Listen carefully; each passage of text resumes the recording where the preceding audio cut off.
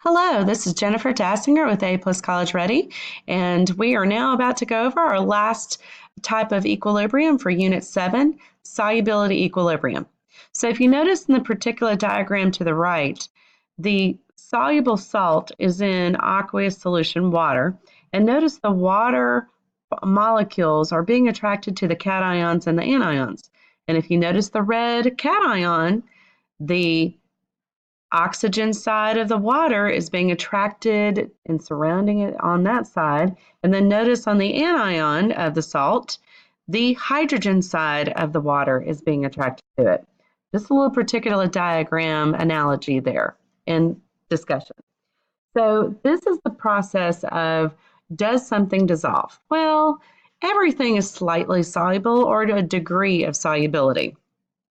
So we're going to be looking at, when does a salt dissolve, reaches dynamic equilibrium to the hydrated cations and anion state. So if you examine solubility equilibria, notice I've got two solutions, silver nitrate and sodium chloride. Both look clear in color. However, notice when I start pouring the silver nitrate into the sodium chloride, there is a precipitant that is forming. So that dissolution process is where that concentration of ions increases until equilibrium is established. And you have that saturated solution. So remember, in all things K, pure solids do not appear in an equilibrium expression.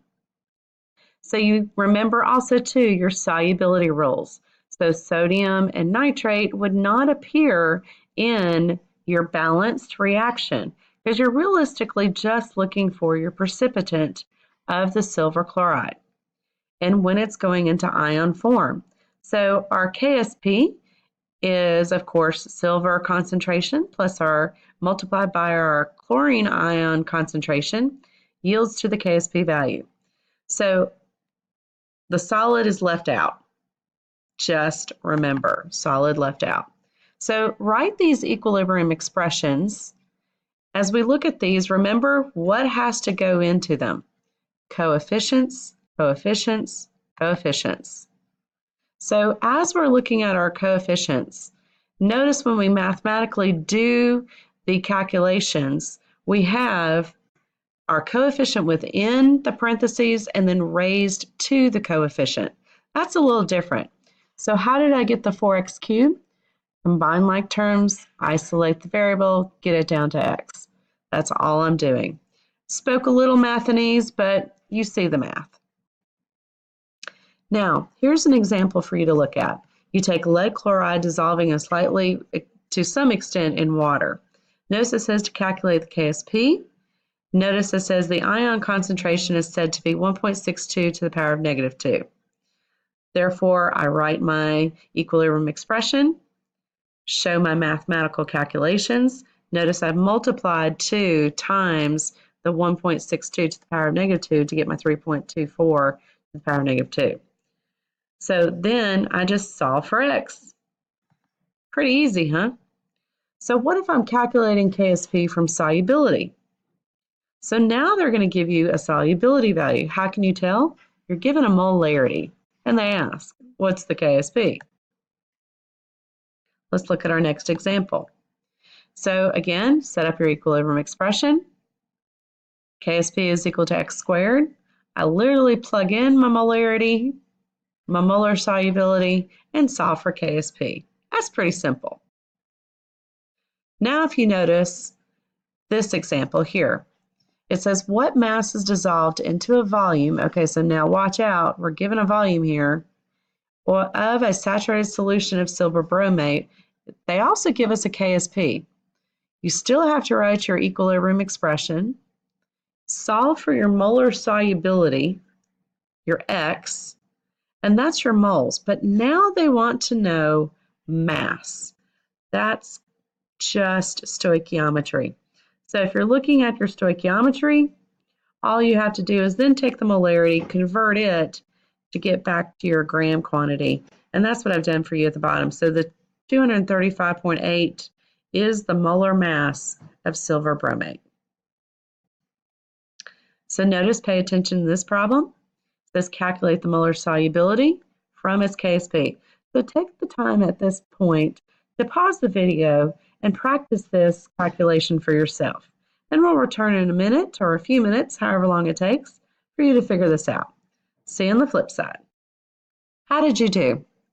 Well, you can set up a rice table as well, and it is recommended for you to set up a rice table.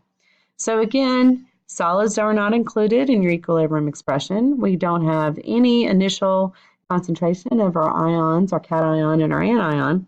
Our change, just like we've done before, is in terms of X, and we're producing our product. Then we, of course, have our equilibrium of what's happening at KSP. So you write your equilibrium expression, combine the terms to get your 4x cubed, plug in your KSP value, and then that will allow you to solve for the molar concentration of X. Now that's of the iron cation. If you were to look for the hydroxide, again, you would have to take the 2.3 to the power of -6, multiply that by 2 to get the hydroxide concentration. Here's a twist on solubility from KSP with stoichiometry. Notice in this practice problem, it has the KSP of the calcium carbonate. They tell you it's at 25 degrees Celsius. They say calculate solubility. Sure, we've got that. But then moles per liter. Okay, that's translation from molarity. That's what we normally do. But look at the B part, grams per liter. That's kind of evil. You may not be able to see one of these on the test, but we're covering our bases here. So again, set up your equilibrium expression, combine like terms, I get my x squared, I plug in my KSP value, solve for x, so that would be my A in terms of molarity. And then once I solve for molarity, it's just a matter of stoichiometry. So I have my moles per liter, and where do I get this 100 grams from? Well, there's 100 grams per 1 mole in the substance. And that's where I can cancel out my 100, remember 100 grams is equal to 100 liters, okay, because it's water. So you can cancel out your moles, and now you're left with grams per liter.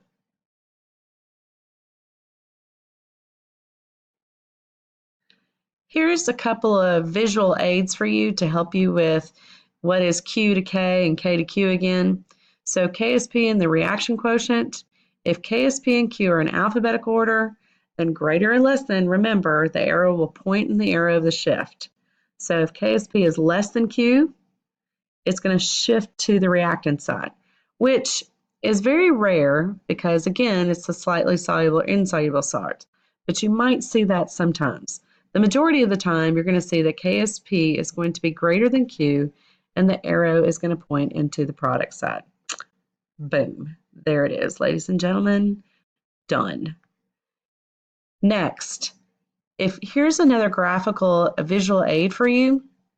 So you can kind of see when the system is unsaturated, the Q, of course, on the graph, you can tell that there's less ions than there are solute, precipitant in the reaction. So if you notice, when Q is less than KSP, it's unsaturated. When Q is equal to KSP, you're at equilibrium. It's a saturated solution. Nothing's going in, nothing's going out. It's kind of maintaining at the same rate as they're going in solution, as they're falling out of solution. And then, of course, when Q is greater than KSP, you're at that supersaturated solution. And that's when you're going to have precipitants form, is when it's at that supersaturated state. So here's some practice problems here, and we need to look for. Does a precipitant form when you have this volume of 0.1 and this molarity? And then you're going to be added to another mixture. Notice you're given another volume and another molarity. Well, you're going to have to add your calcium nitrate and your sodium fluoride. There's an arrow missing in between that to produce calcium fluoride and sodium nitrate. However, we have to eliminate our soluble substances. So please take the time to review your solubility rules of your sodium, all alkali metals, your nitrate, your acetate, your ammonium. Your halides, except fluorine, those are all soluble, okay? So got to memorize those. So write the net ionic reaction, because basically we just want to know the precipitant. So it's our calcium and fluorine. So now our Q reaction quotient is just of the precipitant. To solve, we have to then take our moles of our calcium and our moles of our fluorine. Remember, the fluorine came from the other substance, and so you have to use those values to solve for each ion, which they were originally attached to the other soluble substance. Then calculate the molarity of each, but notice what's happening on the volume. You have to take a total volume. Remember, this is moles over total volume of the solution. So that's why you have to add the 0.1 liter and the 0.2 liter. And then 6, whoops, sorry about that. And then on 6, you solve for your Q value, and then you can compare that to the K value. And yes, Q is greater than K, we'll have a precipitant. So this thing called the common ion effect. Solubility of any salt is always less in the presence of a common ion. So if you notice these two salts, you got potassium nitrate and potassium sulfate.